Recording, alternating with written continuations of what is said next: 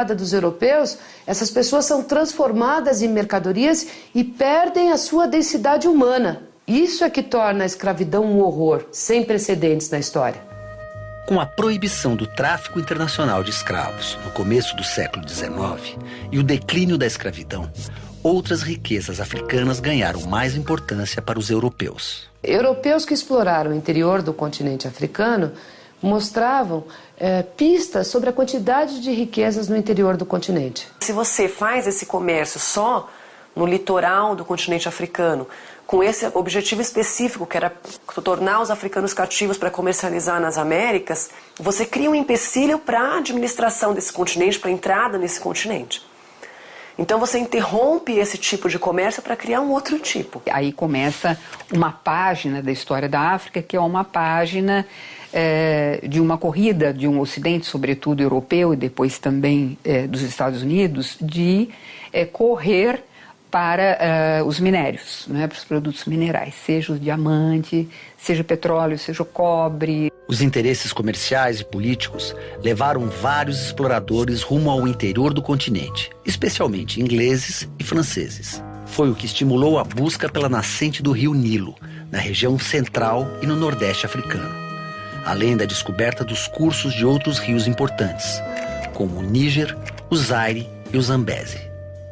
Se tem um expansionismo econômico bastante grande, que é um momento, desde a segunda metade do século XVIII, depois do século XIX, onde exploradores e missionários vão rasgar o continente africano pelo curso dos rios. Então, se a gente olhar o curso desses rios, essas grandes bacias, o curso do Níger, a região dos Grandes Lagos, a bacia do Níger, a bacia do Congo, a bacia do Zambeze, a gente vai perceber que navegando essas bacias, esses rios imensos, a gente estaria entrando e tendo possibilidades efetivas de conhecer o continente pelas bacias dos rios.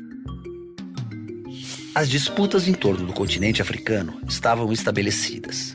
Em 1884, 14 países europeus, além dos Estados Unidos e Rússia, se reuniram na Alemanha para buscar um acordo sobre a partilha da África. O episódio ficou conhecido como a Conferência de Berlim. A partilha da África foi iniciativa de um governante alemão chamado Otto von Bismarck, que em 1884, prevendo que a África seria talvez um lugar de conflito, né, o domínio da África poderia ser um ponto de conflito entre as nações europeias, que estavam todas na segunda revolução industrial, quase todas, né?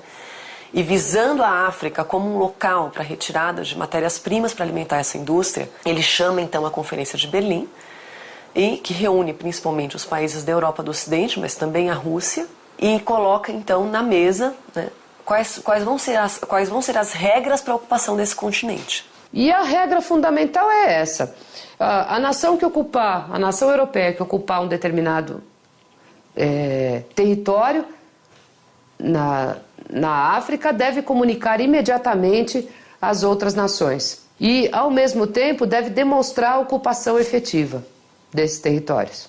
É a extração de matérias-primas, é a existência de missionários, procurando civilizar, né, nas palavras do europeu, civilizar os negros existentes na região. Na verdade, a divisão é feita entre os países que estão presentes, que assinam as resoluções da Conferência de Berlim, e acabam se concentrando basicamente em mãos de Portugal, da Inglaterra, da França, um pouco da Alemanha, e note bem, até 1908 não é da Bélgica, é do rei Leopoldo II da Bélgica.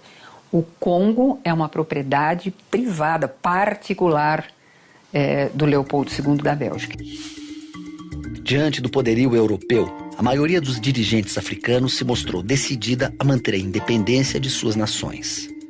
Em 1895, sob a ameaça de uma possível invasão a seu território, o rei dos Mossi expulsou um oficial francês com a seguinte frase: "Sei que os brancos querem me matar para tomar o meu país. E ainda assim, você insiste em que eles me ajudarão a organizá-lo. Por mim, acho que meu país está muito bem como está. Não preciso deles. Parta agora mesmo." Depois da Conferência de Berlim, o que a gente pôde perceber é que alguns reis africanos se aliaram a dominadores europeus, na tentativa de ampliar esse domínio. Em outros lugares, a ocupação foi violenta. Foi a chegada com máquinas, a destruição total de florestas, a subordinação dos povos, na tentativa de dizer que eram relações humanistas, a redução das pessoas às condições semelhantes à de escravidão e uma miséria absoluta dessas populações onde as matérias-primas foram exploradas. E num primeiro momento, o que se achava, né? Um dos grandes equívocos que se tinha sobre a história da África. Os africanos jamais reagiram, né? Isso está completamente desmontado, houve uma resistência sistemática, resistência sim com violência física, com exercício da violência física e em episódios que foram debelados pelos exércitos europeus que chamavam estas guerras de guerras de pacificação ou domesticação. A partilha da África desconsiderou os direitos dos povos africanos e estabeleceu fronteiras artificiais. Não levou em conta as diferenças entre as várias nações africanas, com suas línguas, religiões e histórias. Como resultado, algumas etnias ficaram divididas em vários países e outras etnias inimigas juntas no mesmo território. Eu acho que uma pista interessante para a gente observar a divisão do território africano é olhar para o próprio mapa do continente africano. Há lugares que você pode encostar a régua e perceber que foi passada uma régua em cima do mapa. Essas decisões foram decisões de gabinete. Esse tipo de divisão territorial acaba gerando problemas cujas consequências estão presentes até o dia de hoje. Em determinados territórios foram agrupados inimigos históricos. Em outros lugares, populações que tradicionalmente tinham histórias antigas passaram até, inclusive, a falar línguas diferentes. Acaba tirando da população a sua identidade, a sua relação com o lugar e passa a ter uma história que é externa, que não faz parte da sua realidade.